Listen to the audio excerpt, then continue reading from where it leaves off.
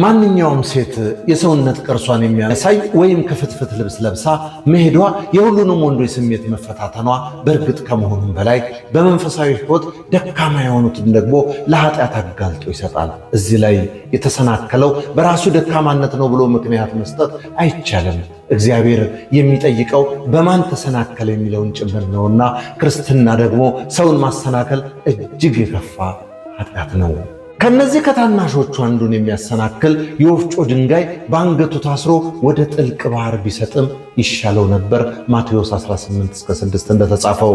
አንዳንድ ሴቶች እግዚአብሔር ምን ሰራሽ እንጂ ምን ለበሽ አይለኝም ይላሉ። እግዚአብሔር ግን እንዲህ ይላል፣ እንግዳ ልብስ የሚለብሱትንም እቀጣለሁ። ትንሣኤ ሶፎንያስ 1-18 እንደተጻፈው። እንግዲህ የሴቶችን እንቀበል ወይስ የእግዚአብሔርን? ምርጫው ያንቺው ነው እህቴ።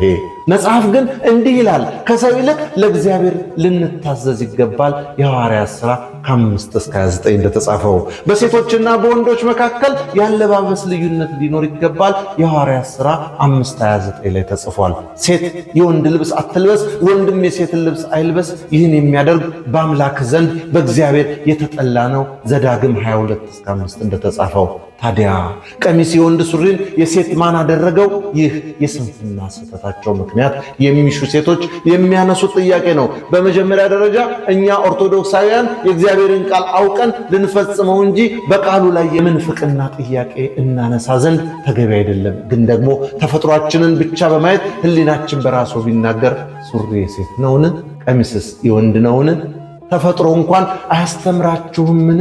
ዳሩ ግን ማንም ሊከራከር ቢፈቅድ እኛ ወይም የእግዚአብሔር አብያተ ክርስቲያናት እንዲህ ያለ ልማድ የለንም። አንደኛ ቆሮንቶስ 11:16 ላይ እንደተጻፈው ቅዱስ ጳውሎስ እንዳለው ስህተትን መናገር እንጂ መከራከር አያስፈልግም። ክርስትና በምርጫ ነውና በፊትህ እሳትና ውሃን አኑሬልሃለሁ፣ ወደ ወደድከው እጅህን ክተት። ሲራክ 15:15 ላይ እንደተጻፈው። ከዚህ ላይ ቀሚስ ሲባል ከውስጥ ሱሪ የማይሻለውን ብጣሽ ጨርቅ እንዲሁም ቁመቱ ረዥም ሆኖ ከሰውነት ጋር የሚጣበቀውን አይነት አለባበስ ማለት እንዳልሆነ ልብ እንበል። እህቶች ወይ ማስተዋሉን ትለብሱ ዘንድ እንለምላችኋለን። መሰልጠንና መሰይጠንም ትለዩ ዘንድ ይሁን። ሰውነትሽ የእግዚአብሔር ቤተ መቅደስና ሁሉን በአግባብና በሥርዓት አድርጊለት። ደግሞ ክርስትና ራስ ወዳድነት አብዝታ ትጠላለች። ምንም ነገር ስናደርግ ስለሌላው ልናስብ ያስፈልገናል። እኛስ ሰውን ወደ ዝሙት ሊያመራው ስለሚችለው አለባበሳችን እጅግ ተጨነቅን። ነገር ግን ቅዱስ ጳውሎስ ወንድማችንን ለማሰናከል ምን አለ? መብል ወንድሜን የሚያሰናክለው ከሆነ ወንድሜን እንዳያሰናክለው ለዘላለም ከቶ ሥጋ አልበላም። እንግዲህ ክርስትና እዚህ ድረስ ነው። ስለ ራሳችን ብቻ ሳይሆን ስለ ወንድሞችና እህቶቻችን የምናስብባት፣ ለእነርሱም መሰናከያ እንዳንሆን እየተጠነቀቅን ሁሉን በአግባብና በሥርዓት የምናደርግባት፣ እምነታችንን በተግባር የምንገልጽባት ናት።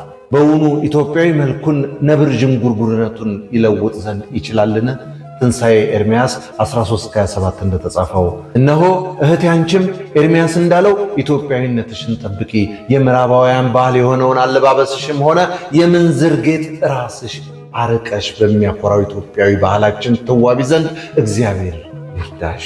እግዚአብሔር ለሁላችንም አስተዋይ ልቦና ይስጠን። አሜን። ሁላችንም ምግባር ያለው እምነት እንዲኖረን እግዚአብሔር ይርዳን። አሜን። ኦርቶዶክስ ተዋሕዶ የቀደመችው ቀጥተኛይቱ፣ ጠባቢቱ፣ እውነተኛይቱ መንገድ ለዘላለም ኑርልን። ቤቴ የማርያም ልጅ እንዳዘጋጀችው፣ በለጠ ሸቴ ዘሀገረ ኢትዮጵያ እንዳቀረበው